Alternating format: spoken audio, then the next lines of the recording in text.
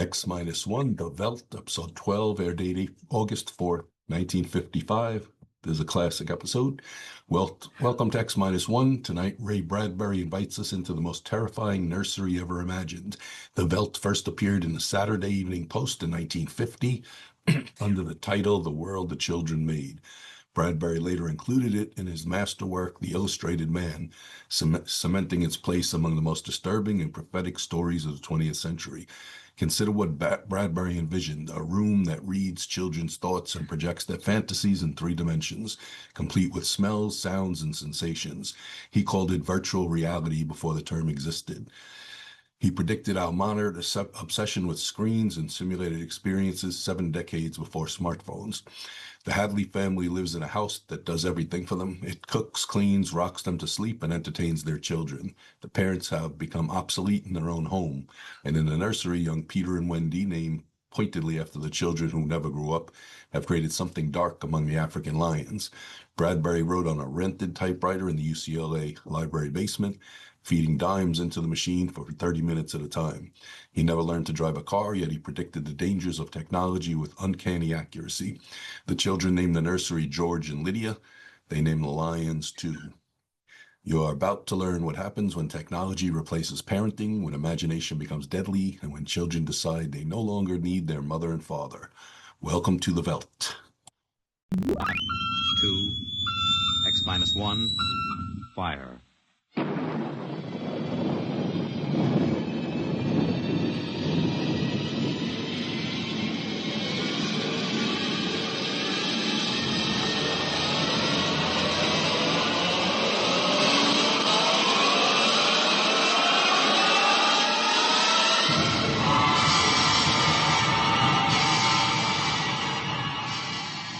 From the far horizons of the unknown come transcribed tales of new dimensions in time and space. These are stories of the future, adventures in which you'll live in 1,000,000 could-be years on 1,000 maybe worlds. The National Broadcasting Company, in cooperation with Street and Smith, publishers of astounding science fiction, presents X-1.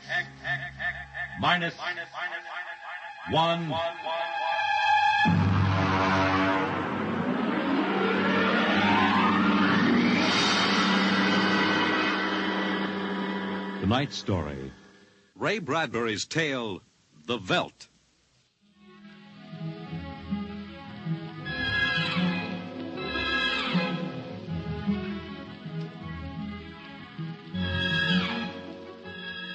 This is the office of Dr. David McLean, resident psychiatrist of the new Chicago Institute of Human Engineering.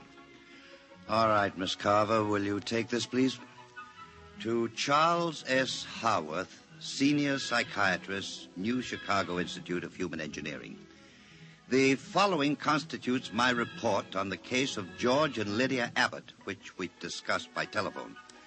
Subject George relates onset of symptoms to the purchase of a $60,000 soundproofed Happy Life home. Under narcosynthesis during initial interviews, subject described the experience in the following manner. Miss Carver, would you play back the sonic record of the initial interview? We'd always wanted one, and then we could afford it, so... Go on, Mr. Abbott. Tell me about the home. The home? Well, it was supposed to do everything, the agent told us. And it did, I guess. It clothed us, fed us, and rocked us to sleep, played and sang, and it was good to us. Very good, sure. Tell me about the nursery. The nursery? The nursery, It was completely automatic? Completely automatic. There were crystalline walls that wavered from 2 to 3 dimensions. There were pseudo-textured floors that shifted from brick to dirt to waving grass. The nursery was the best, but then we wanted the best for the children. Doctor, I must be crazy. We have no children. What about Peter and Wendy? They're your children. Oh, no. We have no children, Doctor. We have no children. All right, Miss Carver. To continue. After 3 sessions, the subject was able to recall and accept the idea that he had 2 children. He described the first day. All right, Peter and Wendy. This is your nursery. What's so special about a nursery, Dad? Plenty. Just go in and see. Do we have to? You'll be surprised. Gee. Go ahead. I'm scared. I'm not. Hey, it's nice in here. It is? Come on in, Wendy. Boy, look at the pictures on the walls. They're real. They're almost real. You can change them any way you like, just by thinking about it. Go on in, dear. Well, all right, Mommy. Hey, Wendy, look what I can do with the pictures. That's the White Rabbit from Alice in Wonderland. Sure. I just thought about it, and there it was. Let me try. Peter, let me try. Well, go ahead. Just think. How about Wizard in Oz? I want to see Wizard in Oz. Well, dear, there we are. Oh, they like it, don't they? Why shouldn't they? All I have to do is think, and they've got whatever they want in 3 dimensions. Color, sound, and smell. Oh, it's nice that we can give them all these advantages. Sure. What else are we working for, huh? Well, what do you want to do this evening? Well, the Petersons asked us over for bridge, but if you... we don't have to worry about the kids. They'll be all right in the nursery. Come on, Lydia. We deserve a night out.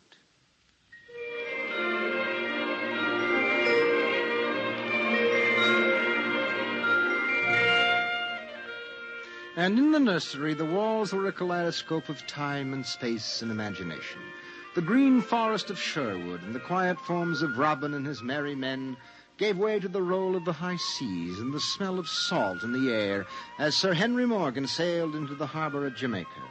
And behind the crystalline quartz walls, the vacuum tubes and grids and banks of metal image tape spun quietly and efficiently, erasing the line between illusion and reality. Of course, the electric bill from Consolidated Utilities was tremendous, but it was worth it. The happy life home breathed contentedly as life proceeded with soft automaticity as guaranteed in the brochure and bill of sale. George. George, I wish you'd look at the nursery. What's wrong with it? I don't know. I was in the nursery last week. It's perfectly all right. It's different now. What do you mean, different? I want you to come and see. Are the kids there? No.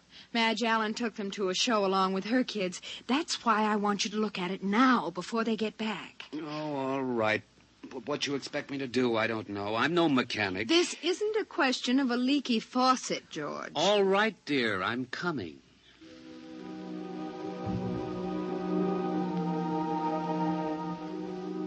The nursery light flicked on as they came down the hall. The relays clicked and the tubes warmed and chemical odor banks and pipes bubbled into life as they paused before the closed door.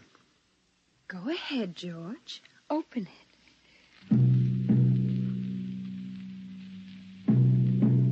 On all sides, in 3 dimensions, stretched the hot, tired landscapes of an African veldt reproduced to the last stick and pebble and bit of straw. The ceiling above them became a sky with a hot yellow sun. A wind blew in from the baked Veltland. The hot straw smell of lion grass. The cool green smell of the hidden waterhole. The great rusty smell of animals. The howl of the jackal in the distance. And the papery rustling of the great vultures that wheeled and circled under the yellow burning sun. Let's get out of this sun. It's a little too real. Oh, George, you promised you'd look around. Well, I don't see anything. Wait a minute. There are the vultures. Filthy creatures. There are the lions. Far over that way. Yes, I see them. Well, they're on their way to the waterhole. They've just eaten. It's some animal. A zebra or a baby giraffe, maybe. Can you see it? Are you sure? It's a little late to be sure. Nothing over there but clean bone and the vultures swooping down for what's left. Did you hear that scream? What scream? About a moment ago. Sorry, no. Oh, here come the lions. George, they're frightening. Take it easy, Lydia. They're just illusion.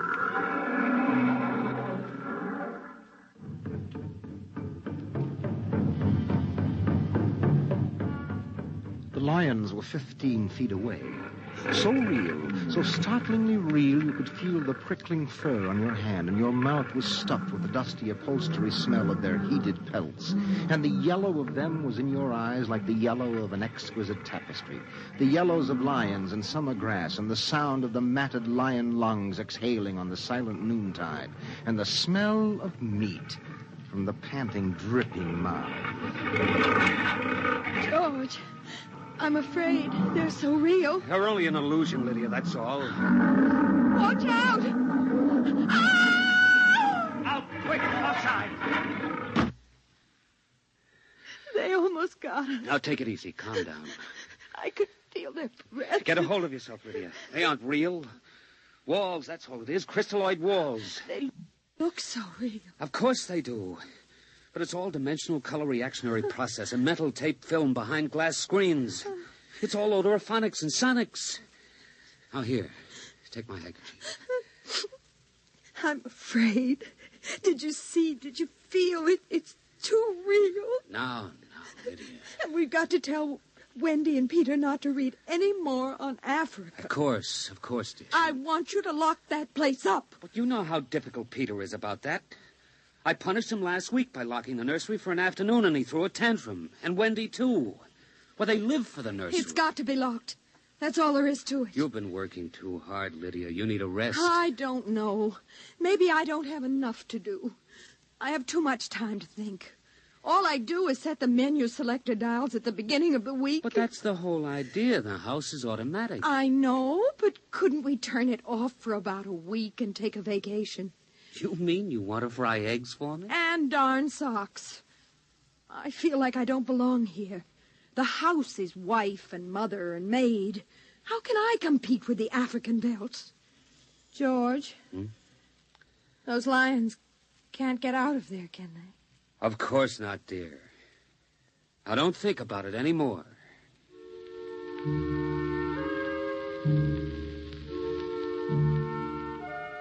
They ate alone. He sat idly watching the dining room table produce warm dishes of food from its mechanical interior. You forgot the ketchup. That's better. It wouldn't hurt to lock the children out of the nursery for a while. It was clear that they had been spending too much time in Africa. That sun, he could feel it on his neck still, like a hot paw.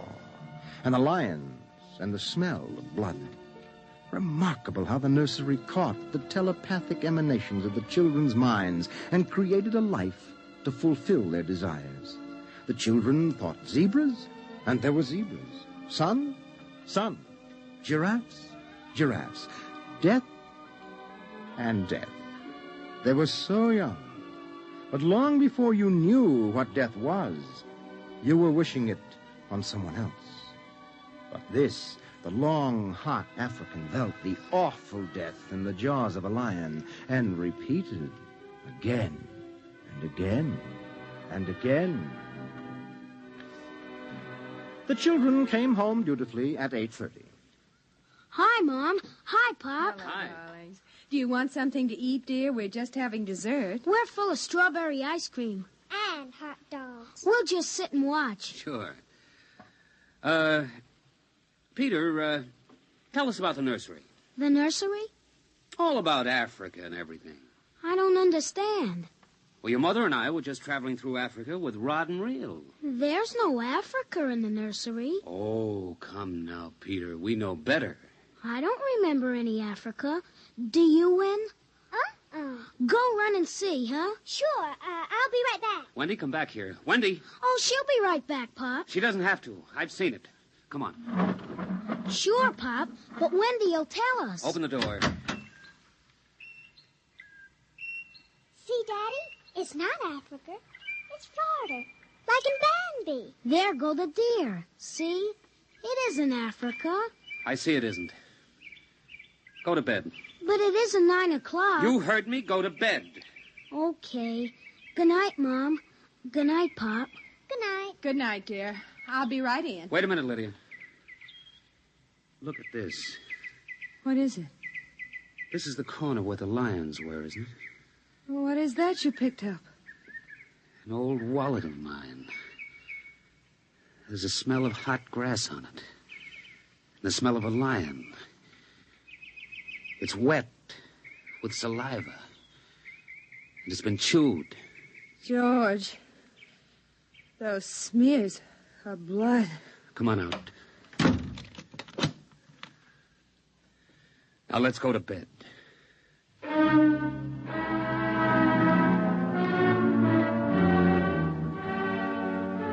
But in the middle of the night, he was still awake, and he knew his wife was awake. George, how did your wallet get in the nursery? I don't know. Wendy must have changed the walls from the African Velt. I'm going to keep it locked. Maybe it isn't good for the children. My father used to say children are like carpets. They should be stepped on occasionally. We've never lifted a hand. They're spoiled and we're spoiled. I think I'll have Dr. McLean come tomorrow morning and have a look at Africa. But it isn't Africa now. It's Florida and Bambi. I have a feeling it'll be Africa again before then.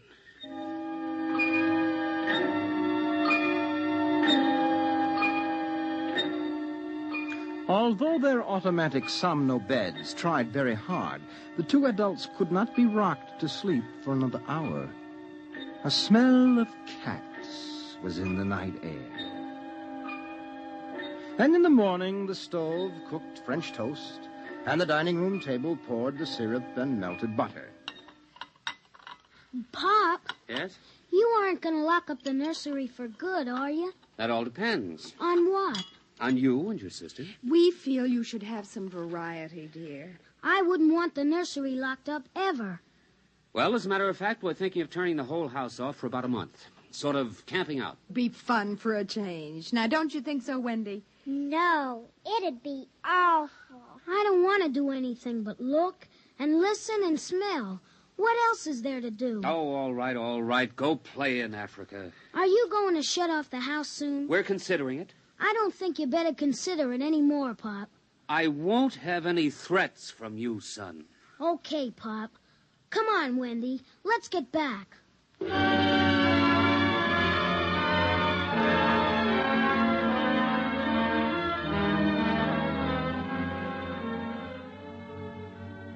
After breakfast, Dr. David McLean arrived. Oh, I saw the nursery last year, George. It looked all right to me. You didn't notice anything unusual? No, the pattern showed the usual violence, a tendency towards slight paranoia. All children feel persecuted by their parents. It's perfectly normal. There it is. Suppose we take a look at it now.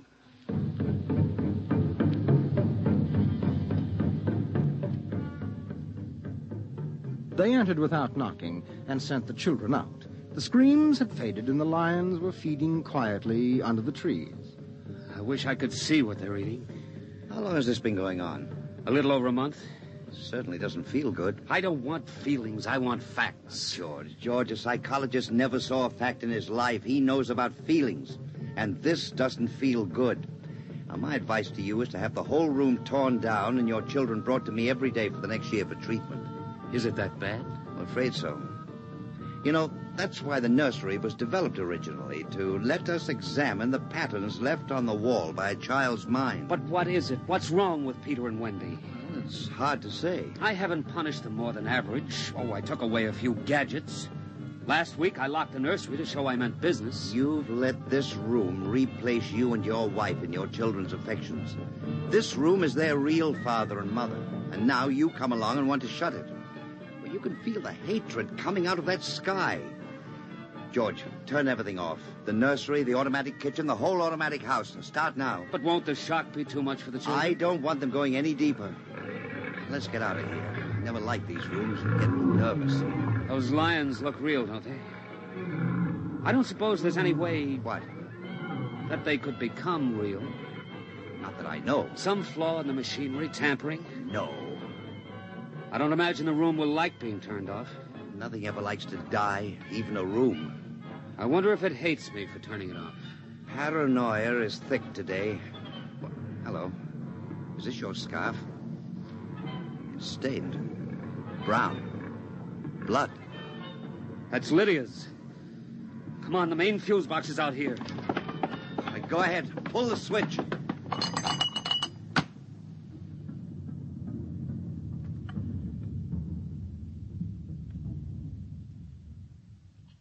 Yeah. It's off.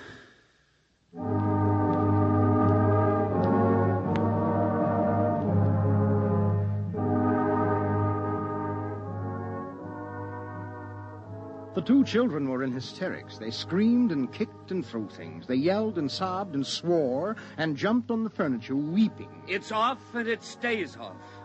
The whole house dies as of now. He marched around the house, cutting switches and pulling fuses. Don't let them do it. Don't let Pop kill everything. I hate you. I hate you. Insults won't get you anywhere. I wish you were dead. We were for a long while. Now we're going to start really living. Instead of being handled and massaged, we're going to live. Once more, Daddy. Just once more. One more minute of the nursery, that's all. Just one more minute. Oh, George, it can't hurt, really. Oh, all right. Only shut up. 1 minute, and that's the end. Forever. Gee, thanks, Pop. Thanks. And then we're going on a vacation. Dr. McLean is coming in half an hour to help us out. Lydia, turn on the nursery for just a minute. Oh, boy. Come on, Wendy. Come on. Thanks, Daddy. Thanks a lot. Just 1 minute, remember? Now, where'd I put those suitcases? Lydia! Don't shout, George. I'm right here. Did you leave them alone in the nursery? Well, I've got to get ready, George. Well, I guess we'd better get them out of there before they get involved with those beasts again. Pop! Pop, come here! Daddy! Mommy! Come on, quick. Wendy! Peter! What's the matter? Hurry up. Open the nursery. Wendy! Peter! They aren't anywhere. Wendy? Peter? Peter! The door. Open the door. They've locked it from the outside. Peter! Peter! Wendy! Peter! Open the door, dear! Let us out, Peter! Open the door. It's time to go. Open the door! George! The lions! Peter, do you hear me? Open this door! They're all around us, George! Son! Son, do you hear me? Let us out! Son! George! Look out! The lions! They're coming!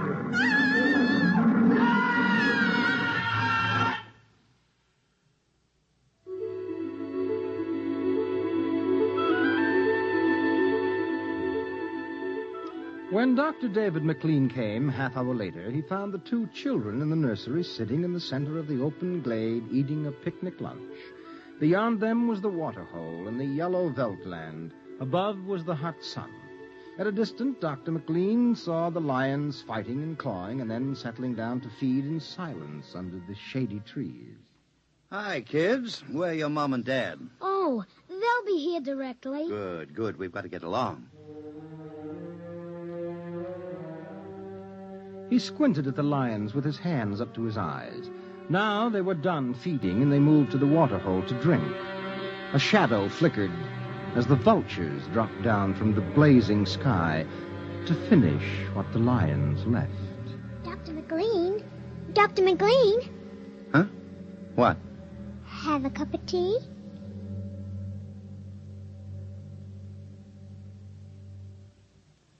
Which concludes my report to date. There were no lions, of course. Not in a physical sense. Lydia and George were devoured, however, almost as surely as if there had been lions. Their personalities were devoured by the mechanistic marvels which had usurped their role as parents. All four members of the family are under intensive therapy now and are doing as well as can be expected. Send that by telerope, Miss Carver. Oh, and would you ask George Abbott to step inside? I'm ready for him now. You have just heard X-1, presented by the National Broadcasting Company in cooperation with Street and Smith, publishers of astounding science fiction. Tonight, by transcription, X-1 has brought you The Velt, written by Ray Bradbury and adapted for radio by Ernest Kinoy. Featured in the cast were Mary Patton, Bill Quinn, David Pfeffer, Beverly Lunsford, Charles Penman, and John Larkin. Your announcer, Fred Collins. X-1 was directed by Dan Sutter and is an NBC Radio Network production.